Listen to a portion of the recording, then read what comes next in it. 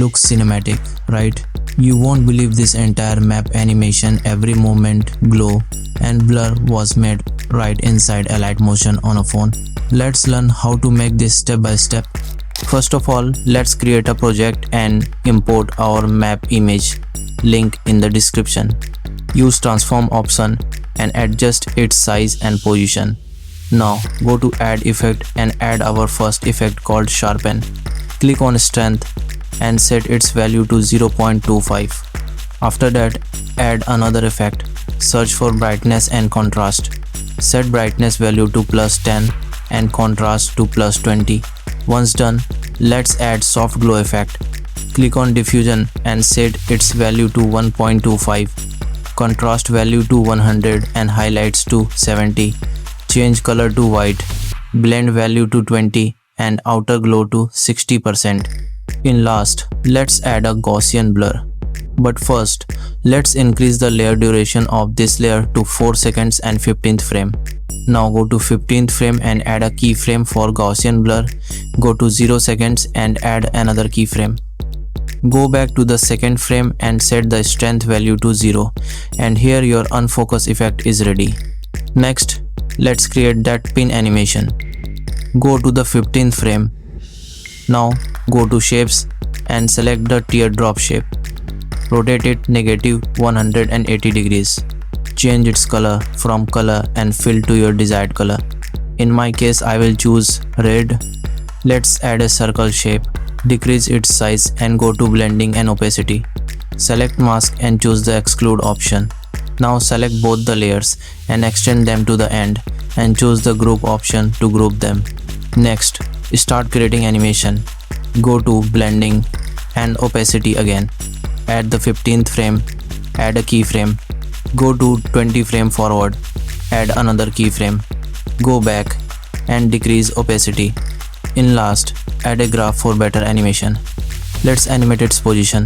Go to the 20th frame and add a keyframe. Go to add 1 second and add one more keyframe. Go back and animate the position. Add an ease graph and your animation will look like this. Let's add an effect to it. Search for soft glow, add it. Set diffusion value to 1.2 and brightness value to 60%, contrast to 0%, highlights to 70%, set blend value to 20% and change alpha to 60%. Let's duplicate this layer and drag it to around 2 seconds and the 5th frame. Adjust its position to your desired position. Fix layer duration. Go to 1 second and 10th frame and choose vector drawing option. Let's draw a curved line. Go to the border and shadow option and enable it. Choose a color and adjust its thickness as you want. Let's add some effects. Search for stripes and add it. Change the count value to 16 and enable the punch option. Next, extend the layer duration and drag it down so that it appears behind the pin shape. Now, add another effect called drawing progress. Select the end option. Go to the first frame and a keyframe. Change the end value to 0. Go to 2 seconds and 20 frame forward and change end value to 100. Now add another effect called glow. Change radius to 50 and alpha to 100. Hardness to 0.3. Color to red, same as your pin color.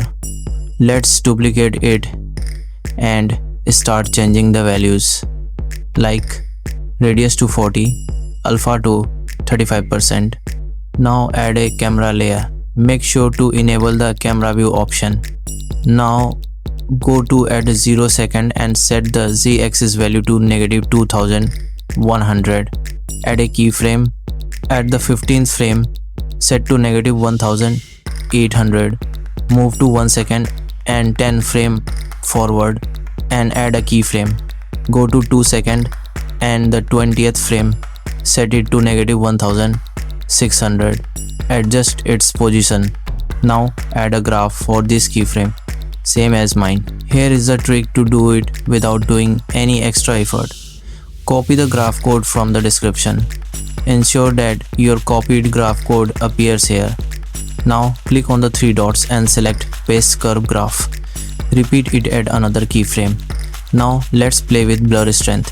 Select blur strength from focus blur. Add a keyframe at 0 seconds and change its value to 2. Move to the 15th frame and change the value to 0.12. And that is, your blur looks insane than before. Let's create a vignette effect by using a square. Use a radial gradient for it.